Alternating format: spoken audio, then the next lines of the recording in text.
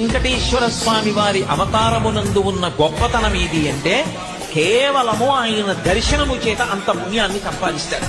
అందుకే ఆయన ఒక మాట చెప్పాడు, నేనెందుకు వస్తున్నాను అవతారంగా అంటే సర్వలోకములను రక్షించుట కొరకు, మోక్షమునకు మార్గమును సుగమము చేయుట కొరకు. కలియుగంలో మోక్షాన్ని పొందడం అంత తేలికైనటువంటి విషయం కాదు. కానీ ఎవరు నా యందు భక్తితో ఉంటారో, ఎవరు నా యందు ప్రీతి కలిగి ఉంటారో అటువంటి వారి పట్ల నేను సదా ప్రసన్నుడనై ఉంటాను. అందుకే స్మరణాత్ సర్వ పాపఘ్నం. ఒక్కసారి వెంకటాచల క్షేత్రాన్ని కళ్ళు మూసుకుని ఆ 7 కొండలు తలుచుకుని, ఆ 7 కొండల మీద ఉన్నటువంటి ఆనందనిలయ విమానం, ఆనందనిలయ విమానంలో పద్మపీఠం మీద నిలబడినటువంటి ఆ స్వామి యొక్క దివ్యమంగళ విగ్రహాన్ని, ఆ దివ్యమంగళ విగ్రహం యొక్క వైభవాన్ని, ఆయన నిలబడేటటువంటి రీతిని, ఆయన పట్టినటువంటి ముద్రల్ని ఒక్కసారి స్మరించినంత మాత్రం చేత స్మరణాత్ సర్వపాపఘ్నం ఆ స్వామి